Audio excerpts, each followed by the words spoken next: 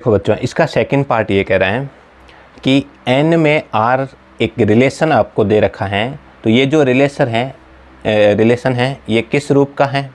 ये समुच्चय निर्माण का है। अपन इसको बिल्कुल रोस्टर रूप में लेके आ जाएंगे। बिल्कुल आसान है। देखो, n का मतलब हो गया नेचुरल नंबर, प्राकृत संख्याएं दे रखी हैं, सारी की सारी प्राकृत संख्या ही अपने को लेनी है।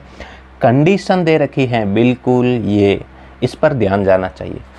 x लेस देन 4, क्या लिखा हुआ है? x कम है 4 से, x छोटा है 4 से। अब x क्या होता था? देखो, एक ये समुच्चय हैं A, इसके अवयव हैं 1 2 3 4। ऐसा मैं लिख सकता हूँ क्या? पहले तो मुझे इतना बताए, क्या मैं इस तरीके से लिख सकता हूँ?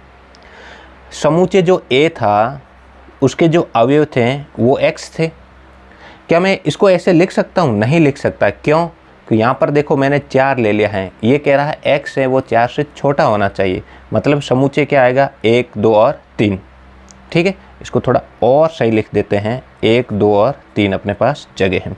फिर इसने कहा है कि जो y है, यानी कि समुच्चय 1 से a में ही अपन ले रहे हैं, है ना, a से a में ले रहे हैं। अब इस रिलेशन से y के मान क्या क्या हैं? ठीक है, y के मान क्या आएंगे? देखो, ये अपने पास ये हैं y बराबर है x प्लस 5, जिसका मतलब सारे इसमें भी प्राकृत संख्या आएंगे, इसमें भी प्राकृत संख्या है, लेकिन वो 3 से छोटी है। अब x का रिलेशन y में कैसे है? देखो, x 1, तो y कितना आ जाएगा? 1 प्लस 5 कितना आ गया? 6। तो पहले क्या आएगा? सारी प्राकृत संख्या होगी। मैं वही लिख रहा हूँ जिसका रिलेशन है, यानी कि 1 का रिलेशन किससे है? 6 से। ठीक है। दूसरा, x बराबर 2 रखो, तो यहाँ 2 रखा तो 5 और 2 कितने हो गए? y बराबर 7। कितना हो गया? 7 हो गया, है ना। x बराबर 3 रखो, तो y बराबर कितना हो जाएगा?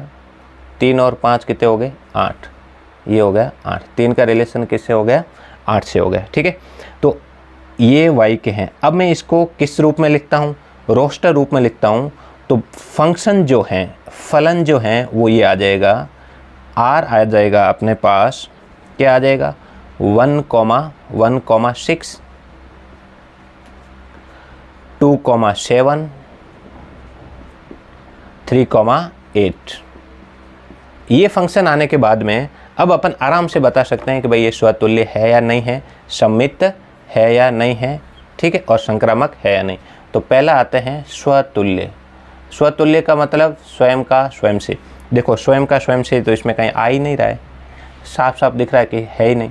तो आप इसको ऐसे लिख सकते हो कि 1,6 है, ये तो बिलोंग्स कर रहा आर से, है ना, लेकिन ये नहीं आ रहा है ना, a, not belongs to R. आप इसमें इतना लिख सकते हैं। ठीक है। दूसरा है सम्मित।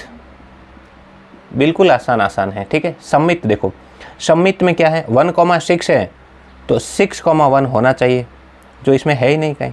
अगर ये होता तो फिर आगे चेक करते हैं। 2,7 है तो 7,2 होना चाहिए, जो है ही नहीं।